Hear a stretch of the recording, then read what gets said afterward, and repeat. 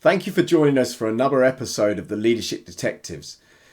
Vulnerability in leadership. Is it okay for leaders to be vulnerable? Is it okay for leaders to feel scared and be fearful? And if they are, how should you deal with that?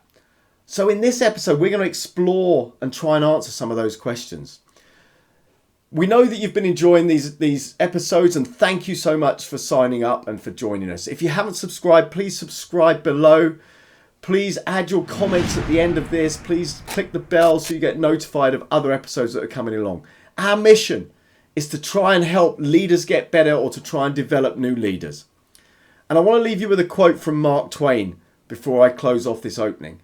Courage is resistance to fear, mastery of fear, not absence of fear.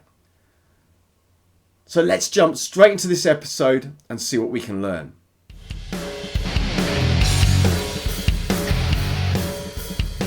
And we're live. So I've got a question for you. Have you ever been scared as a leader? Is it okay to be scared as a leader? What do you think, Albert? In this environment, I think I'd admit to you, yes, definitely, 100%. And me too. And when we were talking about this topic, it reminded me of a scene in Saving Private Ryan, where Tom Hanks is talking to the troops, and his troops are sitting around and talking to him because they're all scared. They're all done the D-Day landings and they're in France. And they say to him, "Are you never scared, sir?" And he said, "I am scared every minute. But me being scared isn't going to help. I need to be responsible for getting you home, getting you back to see your family, getting me back to my wife. And I need to take my fear and I need to use that because I can't live in the fear because it's not going to help you." Yeah. And I think that's a great analogy and a great story for it's okay to be scared as a leader. In fact, it's important to be scared as a leader and use that to drive you forward and help your team succeed. Yeah. So what do you think? Do you know what I find strange is, whilst those troops asked him that, did anyone ever ask you during your career whether you were scared and how you felt as a leader? Did anyone ever put that question to you in your 30 odd years career? And do you know, to be honest, if I was asked that question by 90% of the people who would have asked me outside of a close circle of friends, I'd have said, no, of course not. Because we worked in an egotistical industry, you know, where it was weak. It shows weakness, to be fair. And a lot of US companies are like that. It shows weakness. It shows poor leadership. You know, we don't want leaders to be scared and fearful. We want leaders to be bold and strong. And so, no, if I'd been asked that question, I would have 90% of my answer would have been no, of course not. That's interesting, actually, because when you asked me just now, I said yes. In this environment, I'd say yes. You take me back to sitting in a leadership position. If somebody asked me, I probably would have said no. But let me think about why I would have said no. Probably because I believe I wanted them to feel super confident in me as the leader. And if the leader doesn't have fear, and if the leader goes into every situation without fear, that's a good thing, right? Or that's what I believed then. And isn't that interesting? Because that's the ego. So it's your ego saying, I can't show fear. And it's a belief that we had. And I think a lot of leaders have that it's not good for them to show fear. Yeah. And actually there's some truth to that as well. So what do you think of if a leader shows fear, how that could impact the team? I think, but the thing I struggle with in this conversation is, if I look at it now, reflecting back, I'm thinking something a lot different than I know I was thinking at the time. Okay. Yeah. What I'm thinking now is that would just show that I'm human. That would just show that it's not a problem being fearful, right? What are you being fearful of? Let me think about situations I was fearful. I was fearful because did I have all the right data when I go into this meeting? I was fearful that am I going to represent my business in the best way I can to get the best return for them? Let me give you an example, Neil. What if I went to an executive review and I know in that review, if I come off well, I get investment in my business. I get salary dollars for my guys. I get promotions. I get headcount. And if I get it wrong, I could come away in one of the worst scenarios. I could come away with a headcount cut. Mm. And I have to tell people they haven't got a job, or actually I tell someone else to tell them they haven't got a job. Because the reality is it wouldn't be my direct reports that went. Because you're fearful of giving the message. I mean, I remember... Not you personally, but one is fearful of giving the message. Listen, I remember doing my first involuntary separation. Mm-hmm. Was I fearful? Yeah. I mean, I can tell you she was, but I can tell you I was. But it wouldn't have ever appeared that way because you couldn't appear like you had any feeling towards it, right? It's interesting actually, because to be fearful, you've got to be fearful of something. Yeah. So when you go into an exec review, what you said you were fearful of was letting the team down, or coming back and having to deliver to the team a message that you didn't really want to deliver, but you had to deliver it because maybe the review or whatever didn't go the right way. And it's like we're fearful of difficult conversations. That's a big fear, and a big thing that people avoid as leaders are those difficult conversations. So I guess what we're saying is it's okay to be fearful for the right reasons. Yeah. And then the question is, what do you do with that fear? No, but that's a really good point, right? Because the whole thing about the fear is, if you accept and acknowledge that you're fearful about something, you can work out a plan on what you're going to do to still come out with the best result possible. So if I admit that I'm fearful about something, I'm acknowledging it. I'm also acknowledging that I'm human, by the way. Yeah. And there's nothing the matter with that, right? But if you acknowledge that you've got a fear over something, you can work out whether there's a different way to approach it. And I think, if I think about times when was I fearful in my role as a leader in corporate life, or even in the last 5 years, it's been different type of fear actually. But as a leader, the fear comes from, I was a manager at 22 years old. Yeah. I had the youngest person that worked for me was probably just under twice my age. Yeah. And suddenly I'm responsible for their well-being. I'm responsible for their careers. I'm responsible for their incomes and what they do every day, how much time they spend out at night when they're working. Yeah. And so I guess I was fearful of the responsibility, fearful of dealing with people who are more older than me, not saying more senior in position, but older than me. Yeah. But I think actually as a leader, you've got to be fearful, because otherwise you're always going to be in your comfort zone. Yeah. And so the way I used to approach, I was aware of it, but then I tried to channel it in the right way to try and do the right things. Yeah. I guess, have you ever been fearful for yourself? So does the fear focus on you in a situation? I don't think I ever feared for myself in my personal safety or outcome. It's amazing you said it. We didn't talk about this, right? But you said ego, right? And I think that's probably what I was most fearful of. Mm-hmm. So you talk about being the manager in that team. I took over as the manager running computer room building for IBM UK. Yeah.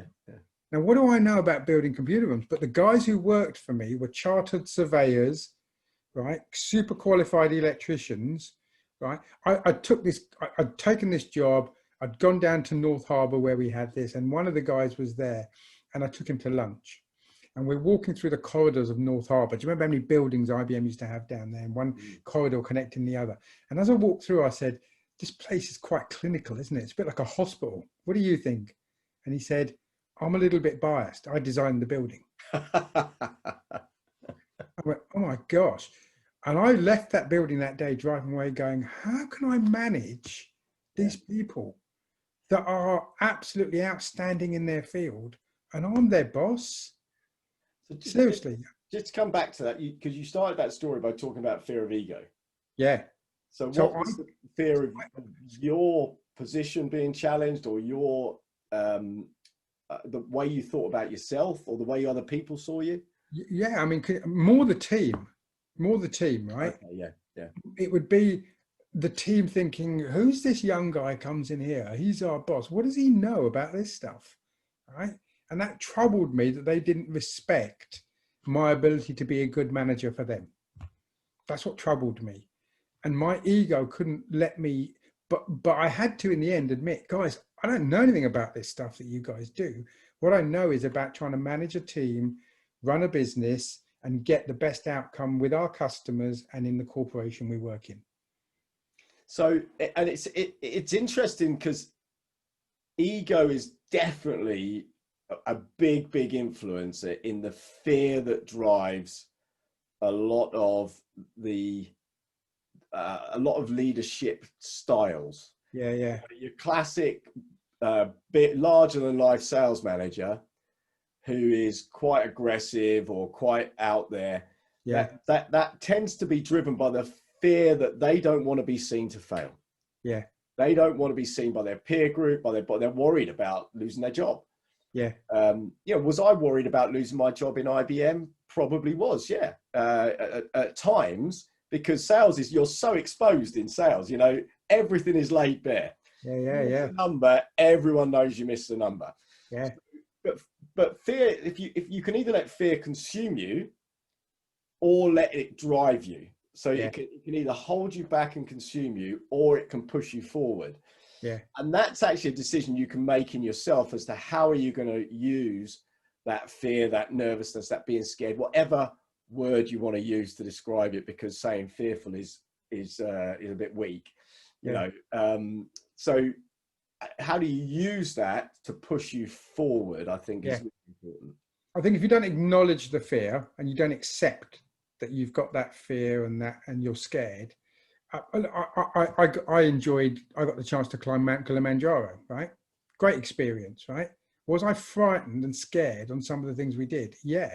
But if you don't acknowledge that fear, you don't work out a plan to get back from, I mean, gosh, look, Neil, the things you've done in your life, tell me you were never scared and fearful in the challenges that you've personally taken on.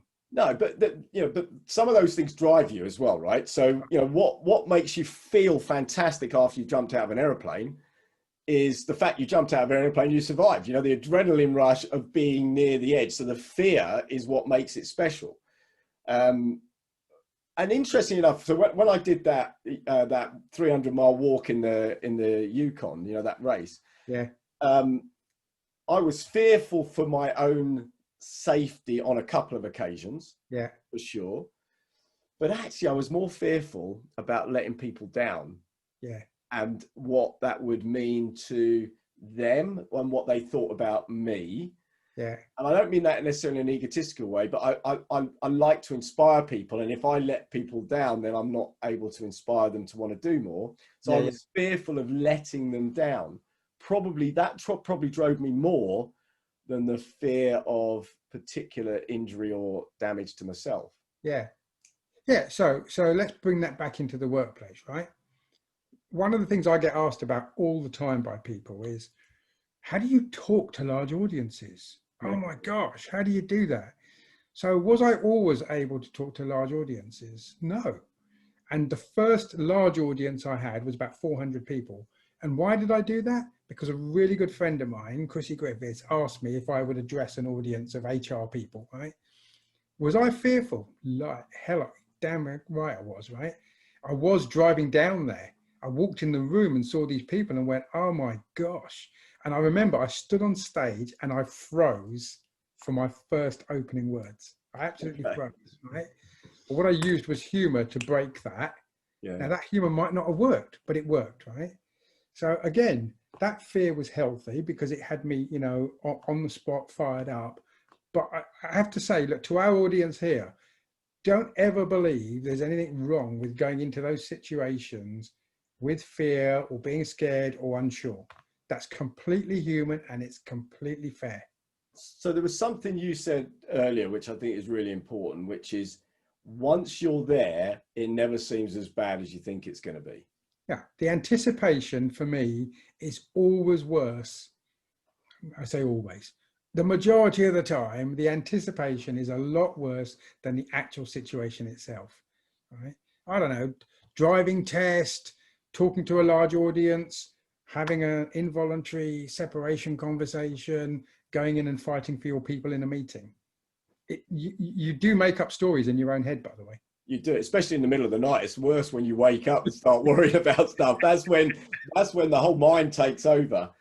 But the term false evidence appears real. Fear, false evidence appears real. It is true to a degree. You can make it. It doesn't mean it's not real, but you can make it bigger than it is. Yeah. And without being over bold or stupid, you can step into it and make it. Running into a burning building might need a little bit of consideration before you do it. And yes, you should be fearful of that. Otherwise, you're psychopathic. Yeah. So running, but so make some judgment around it. But it doesn't mean you shouldn't step into fear. By the way, I'm not suggesting people run into burning buildings. It's interesting though, right? Because I'm in a very different place in my thinking now from what I've experienced. I've got you as a great colleague that I go to. I would happily come to you and go, Neil, I've got to do this thing and I'm frightened or I'm unsure. And then we talk through what's my fear, how can I address it, what would we do? Would I admit today that I'm fearful going into something? I have no worry about that at all. Why is that? Why can I do that now when I didn't feel I could do it at 20 something in my management role? Why do you think? I don't care about my ego anymore. So it was more important to you then? It was important to me to represent myself publicly in a way that I don't worry so much about representing myself now. Sorry, I've never said this before. You've just asked me that. So yeah. And I think I would say the same, by the way. When you have a reputation, when you have a position, a certain persona that people associate with you. Yeah. If I said to loads of people I know, if I said that I'm fearful on a regular basis, they go, "You, Neil, you're not." Okay, what some of the things you've done? How could you possibly be? Yeah. I was scared all the time, like Tom Hanks in some of those. I had to lead troops of people in some quite difficult situations in the military. Yeah. And, I was fearful of doing the wrong thing, making the wrong decisions. Yeah. But I think the key thing here, and I think this is worth talking about for a minute, is there are a couple of things you can do with that fear when you have it. And so what we're saying is, first off, it's okay to have it. In fact, you should have it, because if you haven't got it, you probably haven't understood the problem, or you haven't understood the gravity of the situation. Yeah. So it's okay to be fearful, and it's okay to talk about that as well. Mm-hmm. But I think there are two things as a leader that you can't do. One of them is reflect that fear on your team. Yeah. And make them scared too. Yeah. So I think it's really important that you take that, you manage, and it doesn't mean you're not vulnerable. It doesn't mean that you're not showing that you are nervous about doing this, but you've got to be confident in the direction going forward. Yeah. Because if you're fearful and then you just go, "Look, I'm scared, guys. I don't know what to do here," and then they don't know what to do either. You've just got a bunch of people running around worried and scared of stuff. Yeah. I don't know. What do you think on that one? I think there's no harm in that. I think involving people in your thought train and the fact that we've got something to overcome, how can we do that together? I don't think there's anything wrong with that. I think something to think about as a leader, it's only my own personal view. I talk about being on stage. I think as a leader, you're on stage all the time. You are on stage all the time is my personal view as a leader. People look at you when you walk in a room, how do you behave? When you pass someone in a corridor, whether you stop to talk to someone or you ignore someone, they look at how you behave, right? So I think as a leader, you're on stage all the time. Does that mean you have to be acting all the time? No. Just be conscious of the fact that people expect something from a leader. They don't expect you to believe that you're a superhero and that you're indispensable and that you are, what's the right word? So I get it, right? So that you are indestructible as a superhero. Indestructible, right? You don't need to present that image. And to present an image that says, I've got a situation here that I don't know how I'd manage, What's the matter with that? Yeah. Why do you know everything about everything? Yeah. Actually, by the way, it says a lot for your team that you could put that back to your team and say, I'm frightened about how I'm going to get out of this situation for the best benefit of all of us. What can we do? If you trust your team, you'd bring them into that, right? Yeah, and so I think involving people, like we heard with Zoe talking about, involving firefighters in decisions about, what to do in a critical circumstances. Perfect. I think it's great, but then the leader has to make a decision. The leader might be fearful. The leader might be fearful about making the wrong decision. The leader might be fearful about people's lives, but they've got to make a decision and go forward, or else you get paralysis. Yeah. So I think the first point is, don't reflect that fear. Don't be a Corporal Jones running around going, we're all doomed, we're all doomed, we're all doomed. So that's not good leadership, right? So then the second point I'd make is, and I've seen this, most leaders who lead with fear and are bullies are the most fearful people in the organization. They're the most scared people in the organization. Yeah. And they're taking their scaredness, their fear, and they're pushing their weakness, because they see it as a weakness. They're pushing it onto other people. Yeah, no, really good point. Really good point, actually, because if I think about, we've talked about it before in terms of, exec bullying and behaviors that putting unreasonable demands on your team. Because you don't know how you're going to get out of this yourself. Yeah. Absolutely right. Yeah. So I think those are two key points about this. It's okay to be fearful. It's okay to be scared, but it's not okay to turn the whole team into a bunch of jelly gibbering around, not knowing what to do. You've got to take their input and make a decision. And it's not okay to then turn your inadequacy in you because you're scared and fearful and bully your team. Yeah. So I think I wrote this quote down behind me here, which says, courage is resistance to fear.